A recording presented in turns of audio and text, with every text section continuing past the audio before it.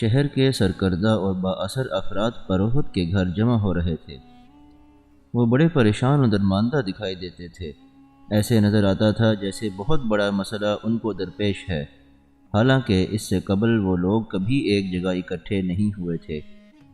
جب سب لوگ آ گئے تو پروہت اپنی تمام تر نحوستوں کے ساتھ اٹھا اور حاضرین کو مخاطب کر کے کہنے لگا، یہ تو تم سب جانتے ہو کہ اخنوع نے دعویٰ نبوت کر دیا ہے۔ کل تک وہ ہمارے بازاروں اور گلی کوچوں میں گھومتا پھرتا تھا، آج پیغمبر بن بیٹھا ہے۔ وہ نسروق، اشتاد، شمن سین، مکرو اور ابنو خداؤں کو جھوٹا کہتا ہے۔ اس کی تبلیغ سے بہت سے لوگ اپنے مذہب سے گمراہ ہو چکے ہیں۔ کس قدر افسوسناک بات ہے کہ اس نے ہمارے بچوں اور عزیزوں کو ہمارے خلاف بغاوت پر آمادہ کر دیا ہے۔ اگر اس کا آج بندوبست نہ کیا گیا تو پھر ہم سب کو اپنے دیوتاؤں کے قہر و غضب کا شکار بننے کے لیے تیار رہنا چاہیے۔ یہ کہہ کر وہ بیٹھ گیا تو شہر کا ایک بااثر شخص بولا، وہ تو کوئی جادوگر لگتا ہے۔ سختی کے باوجود ہمارے بچے اس کا ساتھ چھوڑنے پر آمادہ و تیار نہیں۔ ہمارے شہر کے جادوگروں کی جادوگری اس کے مقابل ناکام ہو گئی ہے۔ روز افزوں اس کی قوت میں اضافہ ہوتا جا رہا ہے۔ اگر یہی صورتحال رہی تو وہ دن دور نہیں جب ہماری سرداریاں اور اثر و رسوخ خاک میں مل جائے گا۔ کیا تم اس کے لیے تیار ہو کہ تمہارا وقار خاک میں مل جائے؟ قبیلے کے ایک سردار نے کہا، ہرگز نہیں، ہرگز نہیں۔ ہر طرف سے آوازیں آنے لگیں۔ کیا تم اتنے بے بس اور لاچار ہو گئے ہو کہ ایک آدمی کو بھی تبلیغ سے نہیں روک سکتے تاکہ اور لوگ اس کی باتوں کا اثر نہ لیں؟ علاقے کے ایک اور شخص نے کہا، ہمیں اپنی بقا کے لیے ضرور کوئی نہ کوئی اقدام کرنا چاہیے۔ ایک امیر شخص بولا۔ اس اجلاس میں ہر شخص نے اپنے دل کا غبار نکالا۔ جب سب لوگ ایک دوسرے کے خیالات سے اچھی طرح زہر آلود ہو گئے تو پھر وہ سر جوڑ کر بیٹھ گئے اور تدابیر سوچنے لگے کہ اخنوع کو کس طرح اس کی سرگرمیوں سے باز رکھا جا سکتا ہے۔ وہ اخنوع کو ہر طرح کی تکالیف و ایذا دینے کے لیے نت نئے ہتھیار تیز کرنے لگے۔ شام کے سائے ڈھل رہے تھے۔ حضرت اخنوع علیہ السلام اپنے اصحاب کے ہمراہ بیٹھے انہیں درس رشد و ہدایت دے رہے تھے۔ آپ فرما رہے تھے، اللہ تبارک و تعالیٰ کی بے کرا نعمتوں کا شکریہ انسانی طاقت سے باہر ہے۔ ہمیں ہر وقت حمد الہی میں اپنی زبان کو تر رکھنا چاہیے۔ رب ودود کی یاد اور عمل صالح کے لیے خلوص نیت شرط ہے، اس لیے جو بھی کام کرو نیت ہمیشہ نیک رکھو۔ اسی اثناء میں آپ کا ایک امتی آیا۔ اس نے پروہت کے گھر پر ہونے والے اجلاس کا ذکر کیا اور عرض کیا کہ مخالفین دین حق نے کیا پروگرام بنایا ہے۔ اے اللہ کے رسول، اگر حکم ہو تو ہم بھی اینٹ کا جواب پتھر سے دیں۔ ایک مخلص نے کہا۔ اس پر حضرت اخنوع علیہ السلام نے فرمایا، ہم دشمنان دین کے خلاف جہاد کریں گے مگر ابھی نہیں۔ تم لوگ کسی بھی مقام پر صبر و استقامت کا دامن نہ چھوڑنا، اللہ تعالیٰ صبر کرنے والوں کے ساتھ ہے۔ آپ کے شب و روز عبادت الہی اور تبلیغ دین پر محیط تھے۔ جب سے رب کریم نے آپ کو طریقہ عبادت تعلیم فرمایا تھا، اس دن سے دیگر ارکان، نماز، روزہ وغیرہ کی ادائیگی کے علاوہ 12,000 مرتبہ روزانہ اللہ تعالیٰ کی تسبیح کرتے تھے۔ بذریعہ وحی جب آپ کو بتایا گیا کہ شام کو جب آپ کے نیک اعمال آسمان پر چڑھتے ہیں تو ان سے زیادہ کسی اور کے اتنے نیک اعمال نہیں ہوتے، تو اس دن سے آپ نے ذکر و عبادت میں مزید اضافہ کر دیا تاکہ رب العالمین آپ سے راضی اور خوش ہو۔ آپ کی عبادت و ریاضت دیکھ کر فرشتے بھی رشک کرتے تھے اور بارگاہ ایزدی میں آپ سے ملاقات کی درخواست کرتے تھے۔ لہٰذا اللہ کے اذن سے ملائکہ آپ کے پاس آتے اور کافی دیر تک نشست رہتی تو انہیں اس کا اندازہ ہو جاتا کہ آپ عالم بالا کی تمام باتوں میں دستگاہ کامل رکھتے ہیں۔ احکام الہیہ کے مطابق آپ تبلیغ فرمانے کے لیے مختلف جگہوں اور قبائل میں تشریف لے جاتے تھے۔ ایک دن ایک قبیلے کے لوگوں سے مخاطب ہو کر انہیں بت پرستی سے باز رہنے اور خدائے واحد کی عبادت کرنے کی تلقین فرما رہے تھے کہ درمیان میں سے ایک بے ادب اٹھ کر بولا، تم اپنی تقریر بند کرو، ہم کچھ نہیں سننا چاہتے۔ اس کے منہ سے جھاگ اڑ رہا تھا۔ آپ نے اس کی طرف دیکھا اور پھر لوگوں کو خطاب کرنے لگے۔ اسی اثناء میں ایک پتھر آیا، آپ کی مبارک پیشانی پر لگا، جس سے مقدس خون کے قطرے بہنے لگے۔ آپ کے اصحاب سامنے آ گئے۔ اب پتھروں کی بارش ہونے لگی، لیکن کسی کے پائے استقلال و ہمت میں جنبش تک نہیں آئی۔ رک جاؤ بے شرمو، اخنو نے کوئی غلط بات نہیں کہی۔ پتھر برسانے والوں نے جب دیکھا کہ ان کے قبیلے کے ہی چند لوگ ان کو ڈانٹ رہے ہیں تو راہ فرار اختیار کر گئے۔ مجمع منتشر ہو گیا اور وہ لوگ جنہوں نے آپ کی حمایت کی تھی ایمان لے آئے۔ کفار و مشرکین کی انتہائی کوشش تھی کہ وہ آپ کو تبلیغ حق سے روک دیں، لیکن اللہ کے دین کو غالب ہونے سے کون روک سکتا تھا؟ وہ اپنی بساط کے مطابق آپ کے راستے میں روڑے اٹکانے کی کوشش کر رہے تھے، کیونکہ وہ جانتے تھے کہ اگر انہوں نے حضرت اخنو علیہ السلام کو اللہ کا پیغمبر اور رسول تسلیم کر لیا تو ان کی اپنی سرداریاں اور لیڈریاں ختم ہو جائیں گی۔ اس لیے شیطان اور نفس امارہ انہیں ایسا کرنے سے روک رہے تھے۔ آپ شریعت اور آسمانی صحیفوں کی بہت زیادہ تعلیم دیا کرتے تھے، گزشتہ اور آئندہ آنے والے انبیاء علیہ السلام کے طریقے اور ان کی تعلیمات کا درس دیتے تھے۔ لہٰذا پڑھانے کی اس کثرت کی وجہ سے آپ ادریس کے لقب سے ملقب ہوئے۔ آپ اس لقب سے اس قدر مشہور ہوئے کہ اصل نام پر غالب آ گیا اور لوگ آپ کو اسی نام سے یاد کرنے لگے۔ حضرت ادریس علیہ السلام صائم الدہر تھے۔ بوقت افطاری آپ کا کھانا بہشت سے آتا تھا اور جو بچ جاتا وہ واپس چلا جاتا تھا۔ ایک دن ملک الموت اللہ کے امر سے بشکل انسانی مہمان بن کر آپ کے پاس آئے۔ جب شام ہوئی تو افطاری کے لیے کھانا آیا تو آپ نے مہمان کو پیش کر دیا۔ اس نے کھانے کی طرف ہاتھ تک نہ بڑھایا اور قدم پر قدم رکھ کر بھاوت کرتا رہا۔ حضرت ادریس علیہ السلام اس کا حال دیکھ کر متعجب ہوئے اور سوچنے لگے، یہ کون شخص ہے؟ دوسرے دن آپ نے مہمان سے کہا، صحرا میں چل کر تم میرے ساتھ اللہ کی قدرت دیکھو۔ وہ ساتھ ہو لیا۔ ایک گندم کے کھیت کے قریب پہنچے تو مسافر نے کہا، چلو اس کھیت سے چند خوشے کھائیں۔ بڑے عجیب ہو، رات حلال کھانا تو کھایا نہیں اور اب حرام کھانا چاہتے ہو، آپ علیہ السلام نے کہا۔ چلتے چلتے وہ ایک باغ میں گئے، وہاں انگور لگے ہوئے تھے۔ اجنبی مسافر نے انگور کھانے کا ارادہ کیا اور ادھر بڑھا۔ حضرت ادریس علیہ السلام نے دیکھا تو فرمایا، تصرف ملک غیر میں حرام ہے۔ وہ رک گیا، دونوں آگے بڑھے۔ سامنے ایک بکری نظر آئی۔ مسافر نے اسے کھانے کا قصد کیا تو آپ علیہ السلام نے کہا، بیگانی بکری کو ذبح کر کے کھانا ممنوع ہے۔ اسی طرح 3 دن گزر گئے، باہم گفتگو ہوتی رہی۔ اس کی حرکات غماز تھیں کہ بنی آدم میں سے نہیں ہے، اور کہا کہ اے شخص بتاؤ تو صحیح کہ تم کون ہو۔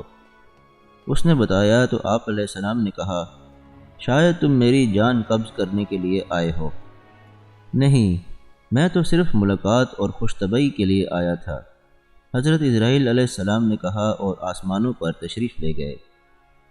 حضرت ادریس علیہ السلام اور آپ علیہ السلام کے اصحاب کی مخالفت روز بروز بڑھتی جا رہی تھی۔ ایک روز شدید ایذا رسانی کا سامنا کرنا پڑا، جس کے آثار آپ کے چہرہ انور سے ہویدہ تھے۔ اسی حال میں گھر پہنچے۔ ماں کا چہرہ خوشی سے تمتما رہا تھا۔ پہلے کی طرح اس نے بیٹے کی دلجوئی نہیں کی۔ کیا بات ہے ماں، آج بڑی خوش ہو؟ تمہیں مبارک ہو بیٹا۔ کس بات کی؟ آپ علیہ السلام نے پوچھا۔ اللہ تعالیٰ نے تمہیں فرزند عطا فرمایا ہے۔ آپ علیہ السلام نے سنا تو سب تکلیف و کلفت بھول گئے، اندر تشریف لے گئے۔ اہلیہ محترمہ کے پہلو میں ایک چاند سا بچہ لیٹا ہوا تھا۔ اس کی پیشانی مبارک سے نور محمدی کی شعاع نکل رہی تھی، جو کبھی آپ کی پیشانی اطہر میں ہوا کرتی تھی۔ آپ اپنے رب کا شکر بجا لائے اور اس کی حمد و ثنا بیان کرنے لگے۔ بیٹے کا نام متوشق رکھا، جس کے عربی زبان میں معنی منشرہ ہیں۔ دشمنان دین کی ایذا رسانیوں اور تکالیف پہنچانے کے باوجود آپ پر ایمان لانے والوں کی تعداد میں ہر روز اضافہ ہوتا جا رہا تھا۔ ایک دن شہر کے سرکردہ لوگ پھر سر جوڑ کر بیٹھ گئے اور صلاح مشورہ کرنے لگے کہ وہ کس طرح لوگوں کو حضرت ادریس علیہ السلام کے اثر سے دور رکھ سکتے ہیں۔ چنانچہ انہوں نے شہر کے سب سے زیادہ شریر اور مکار شخص کو وفد کا لیڈر بنا کر آپ کے پاس بھیجا۔ اس وقت ادریس علیہ السلام اپنے اصحاب کے ہمراہ بیٹھے انہیں پند و نصائح فرما رہے تھے اور کہہ رہے تھے کہ حکمت روح کی زندگی ہے، اور پھر اس کی تشریح فرمائی۔ اسی اثناء میں کفار و مشرکین کا وفد آ گیا۔ آپ نے اسے بڑی اچھی طرح بٹھایا اور آنے کی وجہ دریافت کی۔ ہم آپ سے چند ایک سوالات دریافت کرنے آئے ہیں، پوچھو۔ کیا آپ واقعی اللہ کے رسول ہیں؟ وفد کے قائد نے کہا۔ ہاں، آپ نے ارشاد فرمایا۔ کیا ثبوت ہے؟ آسمان سے جو صحیفے نازل ہوئے تھے سامنے رکھتے ہوئے آپ علیہ السلام نے فرمایا، اس سے بڑا اور کیا ثبوت ہوگا؟ ہم نے آپ پر انہیں نازل ہوتے ہوئے تو نہیں دیکھا، کیا عجب آپ نے خود لکھ لیے ہوں؟ وفد کے قائد نے تضحیک آمیز لہجے میں کہا، تم ان کی عبارت دیکھ لو تو پتہ چل جائے گا کہ یہ انسانی عبارت ہے یا آسمان و زمین کے مالک کا کلام ہے۔ کوئی معجزہ دکھائیں تو مانے۔ وفد کے بوڑھے لیڈر نے، جس کے چہرے سے عیاری و نحوست ٹپکتی تھی، آسمان کی طرف دیکھا۔ فراست نبوت فوراً سمجھ گئی۔ ارشاد فرمایا، کل بارش ہوگی۔ وفد میں شامل افراد کی ہونٹوں پر پرمانی مسکراہٹ نمودار ہوئی۔ وفد کا قائد بولا، اگر ایسا ہوا تو ہم سب آپ کو اللہ کا رسول مانیں گے۔ اس نے بڑے وثوق سے کہا۔ اسے یقین تھا کہ یہ برسات کا موسم نہیں اور اس موسم میں بارش کے ہونے کا قطعاً امکان نہیں۔ ٹھیک ہے، ہم کل آئیں گے، بوڑھے نے کہا اور وفد کے ساتھ واپس لوٹ آیا۔ بارش والی بات سارے علاقے میں پھیل گئی۔ اگلے دن لوگ بیدار ہوتے ہی آسمان کی طرف دیکھنے لگے۔ حد نظر تک مطلع صاف تھا اور سورج پوری آب و تاب کے ساتھ چمک رہا تھا۔ لوگ بڑے خوش تھے کہ ادریس جھوٹا پڑ جائے گا۔ انہیں اپنی تدبیر کامیاب ہوتی نظر آ رہی تھی۔ جب ان میں سے کسی کی نظر آپ کے کسی اصحاب پر پڑ جاتی تو وہ اسے بلا کر کہتے، تمہارے نبی کے کہنے کے مطابق دیکھو کتنی تیز بارش ہو رہی ہے، اور پھر اس کا مذاق اڑانے لگتے۔ مگر وہ خاموش رہتے، بعض جواب بھی دیتے کہ ابھی بڑا دن پڑا ہے۔ اللہ اپنے رسول کو کبھی شرمسار نہ ہونے دے گا۔ دوپہر کے وقت سورج نصف النہار پر چمک رہا تھا کہ یکدم آسمان پر سیاہ بادل چھا گئے اور دیکھتے ہی دیکھتے ہر طرف جل تھل ہو گیا۔ آپ علیہ السلام کے اصحاب کے چہرے خوشی سے روشن ہو گئے اور کفار و مشرکین کے چہرے سیاہ پڑ گئے۔ کیوں، ہمارا نبی سچا ہے یا نہیں؟ اب آپ کے اصحاب کفار و مشرکین سے پوچھتے اور وہ منہ چھپاتے پھرتے تھے۔ وفد کے چند ایک ارکان کے علاوہ اور بہت سے لوگ کھلا معجزہ دیکھ کر مشرف با اسلام ہو گئے، اور وفد کا لیڈر، جس نے بڑے یقین سے کہا تھا کہ ہم سب ایمان لے آئیں گے، کئی دن تک گھر سے باہر نہ نکلا اور نامراد ہی رہا۔ آپ کے عہد مبارک میں لوگ جب آپس میں تجارت کرتے تھے تو ناپ تول کے اوزان نہ تھے۔ اس سے دھوکے باز اور بے ایمان لوگوں کو سادہ لوح افراد کو لوٹنے کا اچھا خاصا موقع مل جاتا تھا۔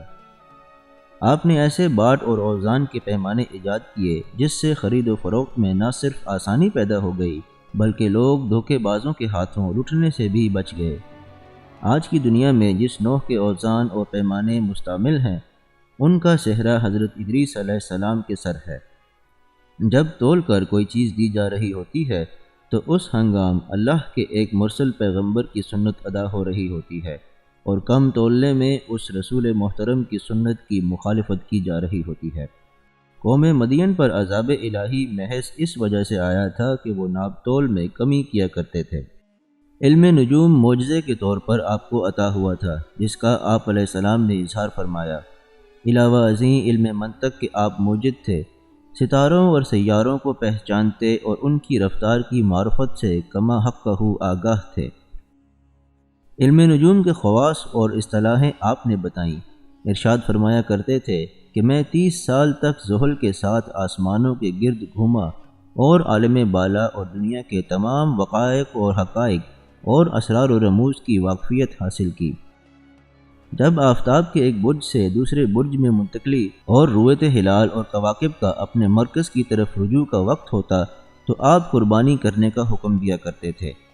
رمل کے علم سے بھی آپ علیہ السلام واقف تھے۔ حضرت ادریس علیہ السلام کے پیروکاروں کے چہروں سے ان اذیتوں اور تکالیف کے آثار نمایاں تھے جو منکرین حق کے ہاتھوں انہیں مسلسل پہنچ رہی تھیں۔ آپ ایک بلند مقام پر کھڑے تھے اور اہل ایمان سامنے بیٹھے تھے۔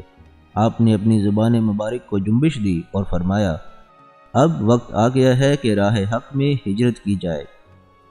وطن، عزیز و اقارب اور گھر بار چھوڑنا بہت بڑی آزمائش تھا اور بڑا کٹھن مرحلہ تھا جو طے کرنے کے لیے فرمایا گیا تھا۔ آپ نے انہیں ہجرت کی تلقین فرمائی۔ اے اللہ کے رسول، ہم کہاں جائیں گے؟ بابل جیسا سرسبز و شاداب اور حسین علاقہ ہمیں کہاں ملے گا؟